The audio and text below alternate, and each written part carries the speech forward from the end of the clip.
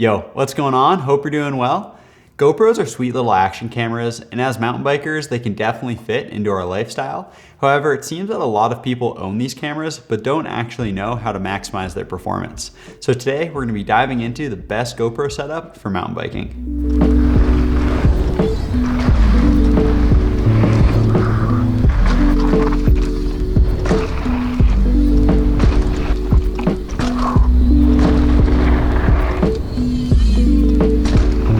To start things off, we're gonna take a look at the cameras. For me, I actually just use a GoPro Hero 9. This is a few generations old now, but it does the trick. In my opinion, if you know how to set these things up properly, you don't necessarily need the latest and greatest tech. I think they're on the 12 now, which puts this at about 3 generations old. And then for vertical clips and some horizontal, I use the GoPro Max. This is more of a specialty camera that I'd assume less of you own, but it's a great tool for mountain biking as well. Now that we've established the equipment with the cameras, let's take a look on how to mount these to a helmet in order to optimize the best camera angle. So for me, I'm mostly running a GoPro on a full face helmet. So we'll start with the standard Hero camera. So this is that same Hero 9. I'm using a short clip mount and a long screw so that it clears the body of the camera. And I have a sticky just on the underside of the visor here, about neutral position, not too far forward, not too far back, kind of the middle of the visor. And I just put that guy on, close the little rubber mount, and then there we have it, it's on there. For the actual angle of the camera though, you want the GoPro to be in a position, in my opinion, where you're just getting a little bit of the front tire and then mostly the trail. So what I find works best in my case, this is the Fox Rampage Pro Carbon helmet, is I just do about two fingers here, just like that. It ends up being about 1 inch to 1.5 inches, I would say, is kind of a rough estimate for most helmets. And that's kind of what you're looking for. Moving on to a half shell helmet. This is a little bit more specialty. I don't run a GoPro on a half shell helmet very often, and this will definitely vary a lot by brand and manufacturer. For the Fox helmet, I actually I don't even think this is a GoPro mount, and I just did a little custom 3M double-sided tape job to the bottom of the visor, and then I reinforced the visor actually with some more of that double-sided tape to make it a little bit more rigid. So I think mounting it on the half shell is a little bit more of a trial and error thing for your personal helmet, where the full face helmet's a little bit more uniform.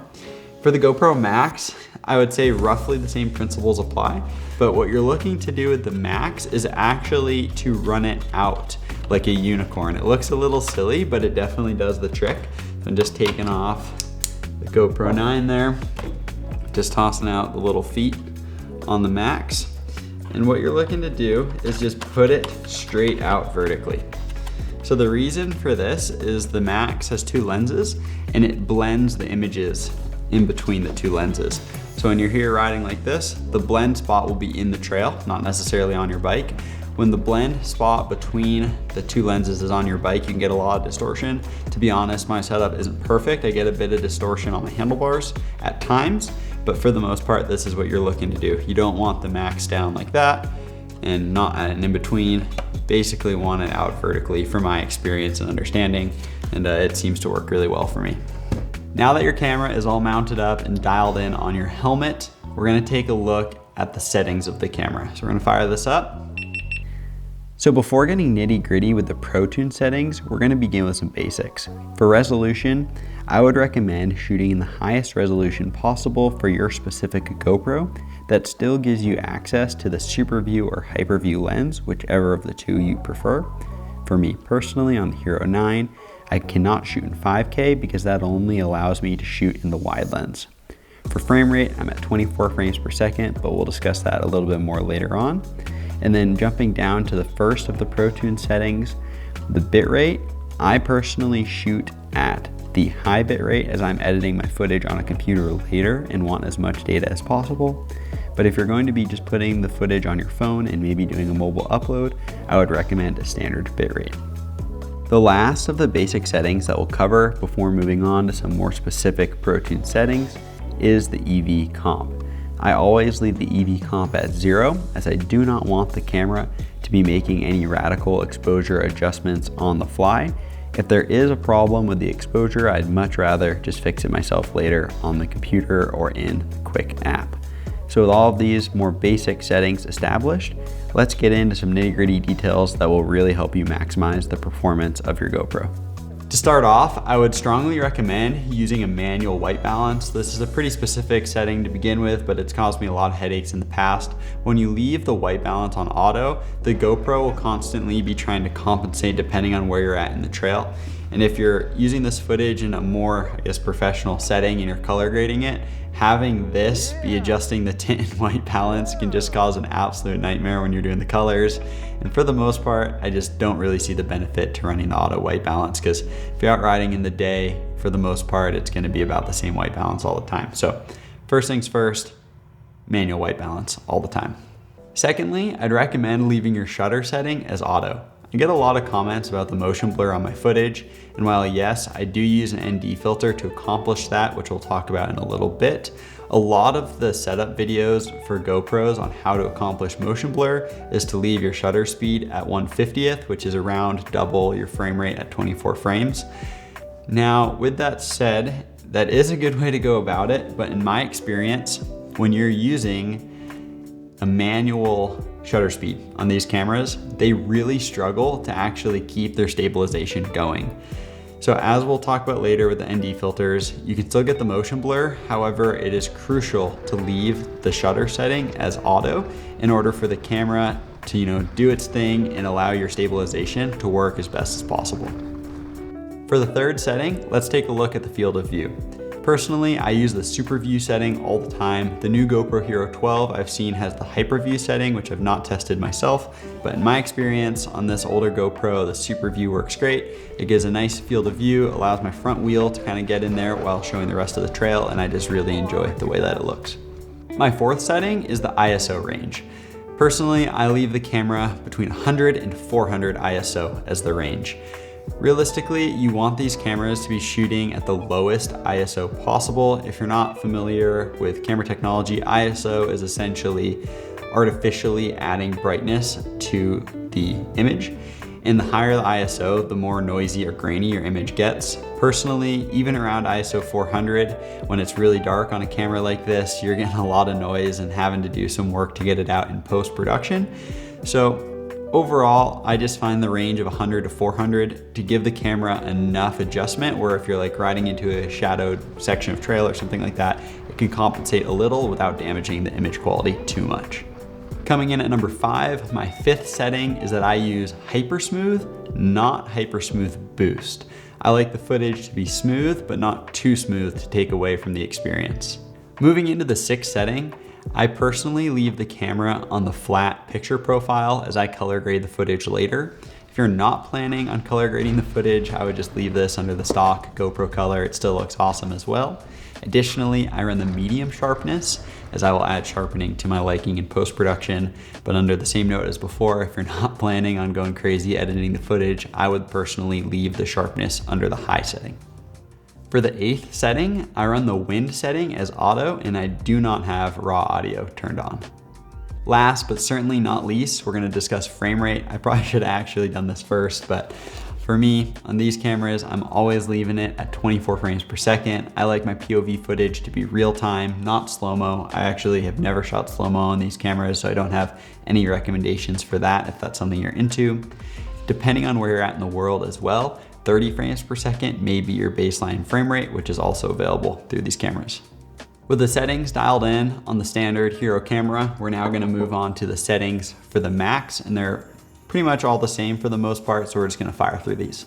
So for the Max, I am running 5.6K at 24 frames a second, auto shutter speed, no EV comp, 100 ISO min, 800 ISO max, 5000 white balance, medium sharpness, standard GoPro color, and I have wind turned on.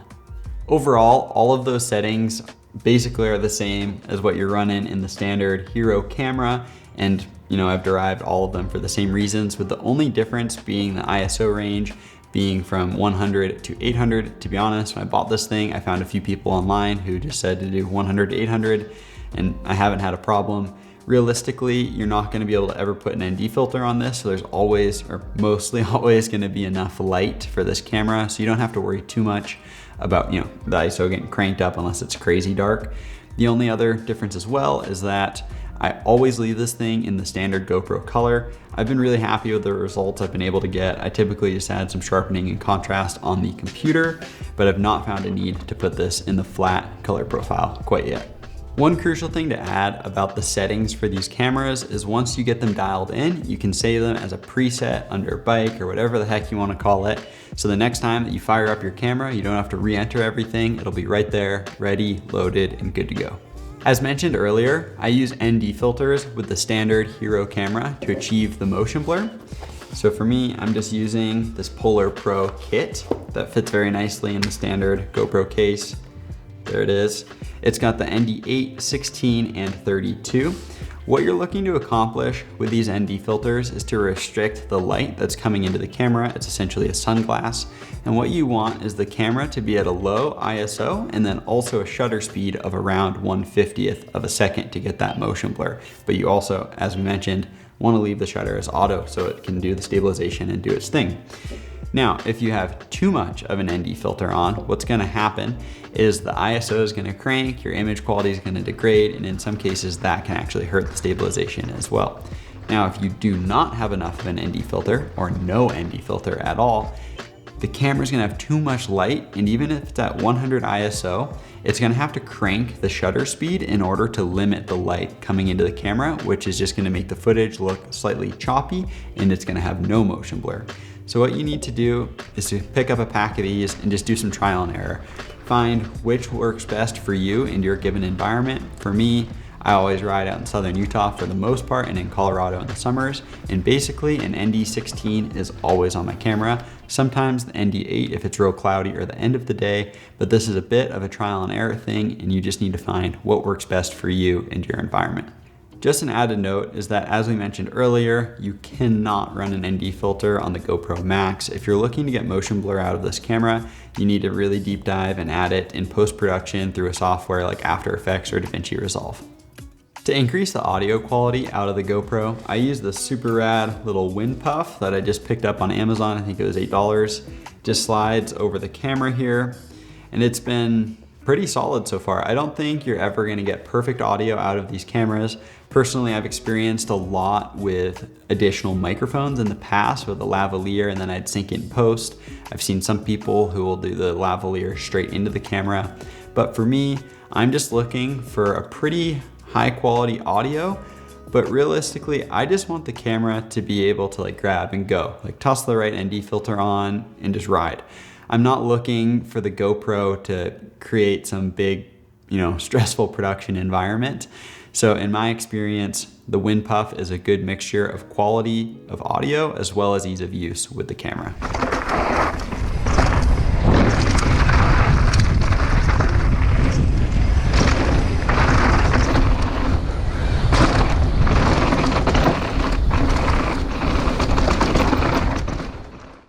Lastly, if you're really looking to deep dive into what you can do with these cameras, I'd recommend tossing the footage on the computer in a program like Premiere Pro or DaVinci Resolve.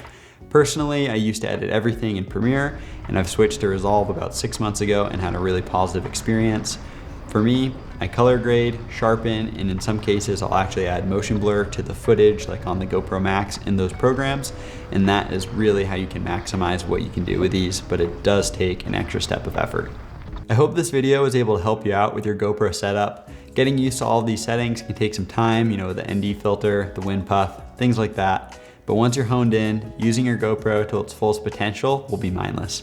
Thank you so much for watching. Appreciate the support, and we'll catch you next time. Peace.